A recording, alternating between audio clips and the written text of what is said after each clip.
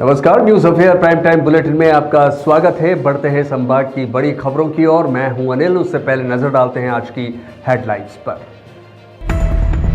उदयपुर से रवाना हुई स्पेशल ट्रेन 1008 यात्री पहुंचेंगे सम्मेत शिखर। उससे पहले रामलल्ला के करेंगे अलौकिक दर्शन।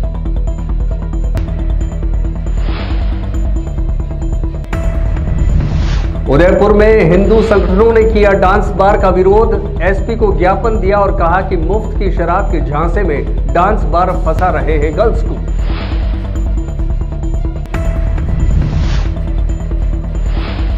गोगुंदा में एक हैंडपंप से 300 बच्चे और ग्रामीण गंदा पानी पीने को मजबूर। भीषण गर्मी में अब इससे ज्यादा बुरे क्या हाल होंगे, तहसीलदार साहब। और अब खबरें विस्तार से।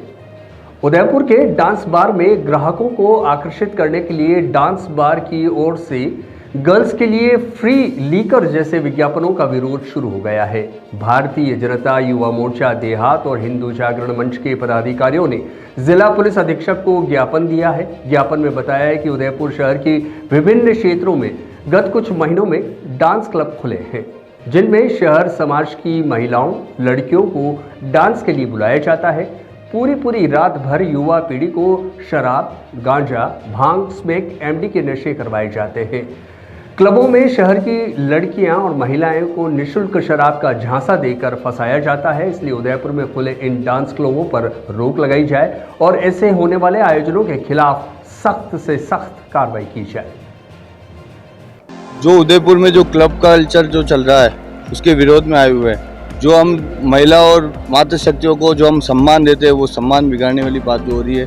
जो फ्री में और लुभावनी वो देके कि महिलाओं को और बच्चों को, जो युवा पीढ़ी है उदयपुर शहर की, उसको नशे की तो तरफ धकेल कर उदयपुर पाश्चात्य संस्कृति में ले जाने का जो कार्य क्लब वाले जो कर रहे हैं उसके विरोध के लिए हम आए हुए हैं। और एसपी साहब, कलेक्टर साहब से हम यही निवेदन कर रहे हैं कि इनको पाबंद किया जाए और जितनी भी है जो लुभावनी जो देते हैं कि जो लड़कियों को नशे की तो धकेलने के लिए उसको बंद किया जाए।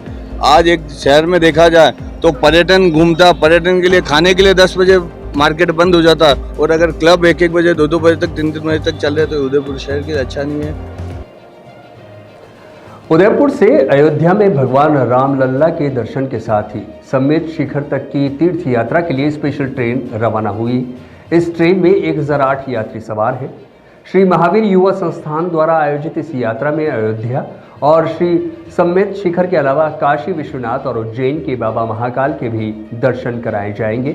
यात्रा को लेकर जैन समाज के लोगों में खासा उत्साह है। उदयपुर सिटी रेलवे स्टेशन पर सुबह यात्रियों के साथ उनके परिजन भी पहुंचे। तीर्थ यात्रा के दौरान यात्रियों की सभी व्यवस्थाएं सुनिश्चित की गई।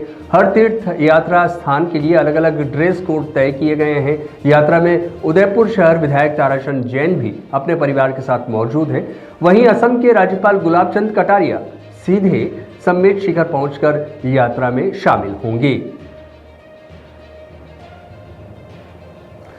सलूमगढ़ जिले के प्रसाद गांव के किशन पिता नगाराम कलाल निवासी भांगला घाट को बीती रात्रि को डूंगरपुर जिले के बिछीवाड़ा थाना के नेशनल हाईवे 48 पर नीलगिरी होटल के मालिक के भतीजे ने किशन कलाल के 2 दिनों की छुट्टी लेने की बात इतनी नागवार गुजरी, जिसे नीलगिरी होटल मालिक के भतीजे ने किशन को कमरे में बंद कर बेरहमी से पीटा, डंडों से उसकी पिटाई की और रात भर कमरे में बिठाकर भूखा प्यासा तक रखा गया। अल सुबह होटल कर्मचारी ने गेट खोला। जैसे ही गेट खोला, किशन जान बचाकर वहां से भागा और परिजनों को आपबीती सुनाई, जिस पर प्रसाद पुलिस ने बिछीवाड़ा थाना का मामला होने से पीड़ित को बिछीवाड़ा भेज दिया। इधर राजसमंद के दोरड़ा स्कूल के व्याख्याता इंद्रजीत सिंह राजपूत द्वारा कक्षा 12वीं की छात्रा के साथ लिव इन रिलेशनशिप के एक मामले में उदयपुर मंडल के संयुक्त निदेशक महेंद्र कुमार जैन राजसमंद के दौरे पर हैं और घटनाक्रम के बारे में उनसे जानकारी ली गई। उन्होंने कहा कि इस पूरे मसले में आरोपी शिक्षक के खिलाफ त्वरित कार्रवाई करते हुए निलंबित कर दिया गया है, लेकिन अब बीकानेर निदेशक के निर्देशन में एक कमेटी का गठन किया जाएगा जो विभागीय जांच करेगा। जो भी शिक्षक इस साजिश में शामिल होगा, उसके बारे में जानकारी होने पर भी वह खामोश रहा है, उसके खिलाफ भी कार्रवाई की जाएगी। तो उसके लिए जो तत्क्षण सख्त कार्रवाई की जानी चाहिए वो हमारे राजसमंद जिले के शिक्षा अधिकारियों ने प्रयास करके उसको निदेशक महोदय से सस्पेंड करवाया और अगली जो कार्रवाई होगी उस शिक्षक के खिलाफ विभागीय कार्रवाई, वो विभागीय कार्रवाई निदेशक महोदय के द्वारा विस्तृत जांच के दौरान फिर उसको आगे उसकी जांच को निदेशक महोदय डिसाइड करेंगे। वो विस्तृत जांच करेंगे तब ये चीजें बाहर आएगी और यदि उसमें किसी तरह की कोई भी विभाग के द्वारा, विभाग के कार्मिकों के द्वारा, चाहे वो प्रिंसिपल हो, चाहे वो कोई भी टीचर हो, किसी भी लेवल का, यदि उनका सहयोग भी रहा या उनकी जानकारी भी ली रही तो उनके खिलाफ भी सख्त कार्रवाई विभाग। बिजली की समस्या से परेशान आमेठ के लावा सरदारगढ़ के किसान पावर हाउस पहुंचे और विरोध प्रदर्शन किया। विरोध कर रहे किसानों ने कहा कि किसानों को 6 घंटे बिजली मिलनी चाहिए, लेकिन रोज 2 घंटे बिजली बीच में काट दी जाती है। जब हम लाइनमैन से इसकी जानकारी लेते हैं तो कहते हैं कि आगे से लाइन कटी हुई है, जबकि हमें सरकार से 6 घंटे लाइन देनी चाहिए। लगातार चल रही इस समस्या के बाद किसान सरदारगढ़ पावर हाउस पर एकत्रित हुए और लाइनमैन राजाराम ने अधिकारी से बात की। अधिकारी ने आश्वासन दिया कि किसानों को अब 6 घंटे बिजली बराबर दी जाए। फॉल्ट होने पर बीच में लाइट बंद होने पर जितने समय बिजली बंद रहेगी वो लाइट वापस दी जाए। किसानों को 6 घंटे में कटौती नहीं की जाए। इधर किसानों ने कहा कि अगर लाइट बराबर नहीं दी गई तो हम फिर से पावर हाउस पर धरना प्रदर्शन करेंगे। हमारे आज लाइट 6 बजे आने की थी, अभी 9 बजे घड़ी में अभी लाइट आई नहीं है। कल 2 घंटे लाइट दी थी और ये कह रहे हैं हम 6 घंटे लाइट बराबर दे रहे किसानों को। पावर हाउस आएंगे, पावर हाउस बोलेगा हमारे वो जैन साहब से बात करो। जैन साहब के फ़ोन लगाए, वो छुट्टी पे। भाई इसकी समाधान जो करना चाहिए। हमारे किसानों को 6 घंटे लाइट आनी चाहिए, खराब हो तो कोई बात नहीं। अभी कितने घंटे लाइट मिल रही है आपको? अभी तो 3 घंटे, कभी घंटे भर रही है, कभी 2 घंटे मिल रही है, कभी 3 घंटे मिल रही है, कभी 4 घंटे मिल रही है। 6 घंटा लाइट है। हमारे 6 घंटा लाइट है तो 6 घंटा लाइट दो, कटौती कोई बात नहीं। कटौती 3 घंटा लाइट है, 3 घंटा वापस लाइट दो। भीषण गर्मी में बिजली तो समस्या पैदा कर ही रही है, वहीं भीषण गर्मी में आमजन पानी के लिए भी परेशान है। जिले में हर हिस्से से रोज ऐसी खबरें आ रही है। गोगुंदा में भी पानी की समस्या से परेशान ईंटों का खेड़ा गांव के ग्रामीणों ने गोगुंदा उपखंड कार्यालय में एसडीएम के नाम नायब तहसीलदार को ज्ञापन सौंपा।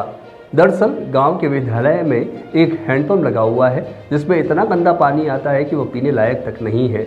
स्कूल में करीब 300 बच्चे हैं और गांव के ग्रामीण भी इसी गंदे पानी को और गांव से करीब आधा किलोमीटर दूर नाले में बनी वेरी का पानी पीने को मजबूर है। ग्रामीणों ने हैंडपंप मिस्त्री को हैंडपंप के बारे में बताया तो उन्होंने बताया कि पेड़ की जड़ें अंदर ही फंस गई है, अब ठीक नहीं हो सकता। गांव के ग्रामीणों में कई बार पानी की समस्या को लेकर सरपंच सहित जनप्रतिनिधियों से अवगत करवाया गया, लेकिन इस पर किसी ने भी ध्यान नहीं दिया है और ना ध्यान दिया जा रहा है। और इटवा खेत की हाल देखी जाए तो इटवा खेत पूरे गांव के अंदर 7 फैले हैं। उनमें बहुत भारी मात्रा में पानी की समस्या खड़ी है। आज़ादी के बावजूद भी आज भी पानी नहीं है और अभी वर्तमान में नदी नालों में पानी सूख गया है। अभी हम कई बार ज्ञापन सरकारी अधिकारी ग्राम पंचायत को हमने सूचित भी किया, लेकिन ये वन विभाग की बाधा से रखकर इनको वंचित रखा गया। हालांकि पूरा इटवा खेत है वो वन विभाग के दायरे में नहीं है, तो ऐसे कई से भी एक व्यवस्था हो सकती है। काफ़ी बार ग्राम पंचायत ने कुएं खोदवाने का भी काम स्वीकार किया था, लेकिन ये राजनीतिक के चक्कर में चलते हुए वहाँ पे कुआं का निर्माण भी नहीं करवाया जा रहा है। तो अभी पानी की बहुत स्थिति खराब है और अभी हेडपम्प की समस्या देखा जाए तो स्कूल में मात्र हेडपम्प एक है और वो भी बिल्कुल पूरा गंदा पानी वहाँ पे आ रहा है। ये देख सकते हैं आप, और ये देख सकते हो पानी। और ये यहाँ पे आए भी हैं बीडीओ साहब, सरपंच साहब, उन लोगों ने निरीक्षण भी किया और इस पानी को सही किया है। और आज हम बीडीओ साहब, एसडीएम साहब को भी ये पानी हम लेके आए हैं। आप भी। रेप मामले में 1 महीने पहले ही जेल से बाहर आए बलात्कारी ने बदला लेने की नीयत से रेप पीड़िता के पति पर सरियों से जानलेवा हमला कर दिया। हमले में पीड़ित के पांव में फ्रैक्चर हुआ है, उसके साथ ही सिर और शरीर में कई हिस्सों पर गंभीर चोटें आई हैं। मामला गोगुंदा के बगड़ुंदा ग्राम पंचायत का है। दरअसल 1 साल पहले आरोपी रमेश गमेती और किशन सिंह ने पीड़िता के साथ सामूहिक बलात्कार किया। मामले में पुलिस ने दोनों आरोपियों को गिरफ्तार कर लिया। बाद में गांव के गुलाब गमेती ने आपसी समझौता करवाया और 1 माह पहले रमेश गमेती जेल से रिहा हो गया। रिहाई के बाद बदले की नीयत से रमेश गमेती ने अन्य लोगों के साथ मिलकर पीड़िता के पति पर ताबड़तोड़ सरियों से हमला शुरू कर दिया। पुलिस ने मामला दर्ज कर आरोपियों की तलाश शुरू कर दी है। डूंगरपुर के 84 में एक युवक हरीश हिरात पर हमला करने के एक मामले में पिता और उसके 2 पुत्रों को गिरफ्तार कर लिया। घटना इसी साल मार्च महीने में होली की है, जब बिलपन गांव में राह चलते युवक हरीश पर अनिल, रमेश और महेश और रमेश हिरात ने तलवार से उस पर हमला कर दिया। हमले में हरीश को सिर, नाक और शरीर पर गंभीर चोटें आई। घटना के बाद आरोपी लगातार पुलिस से बचते रहे। इससे पुलिस ने मुखबिर तंत्र के जरिए आरोपियों की जानकारी जुटाई और बिपलन से अनिल, महेश, रमेश को गिरफ्तार कर लिया। गिरफ्तार आरोपियों को न्यायालय में पेश किया गया, जहां से उन्हें जेल भेज दिया है। डूंगरपुर के 84 गांव से ही 84 में कुआ थाना इलाके में एक ऐसा मामला सामने आया है कि न सिर्फ गांव के लोग बल्कि पुलिस भी सन्न रह गई है। दरअसल एक निर्दयी पिता ने अपने ही 3 साल के बेटे की गला रेत कर बहरहमी से हत्या कर दी। सूचना पर कुआ थाना अधिकारी सुनील चावला और सिमलवाड़ा पुलिस उप अधीक्षक संदीप सिंह मौके पर पहुंचे। पुलिस ने बताया कि ये संभवतया घटना देर रात की है। मौके पर 3 साल के आयुष का गला रेता हुआ शव मिला। शरीर पर चाकू से वार किए हुए थे।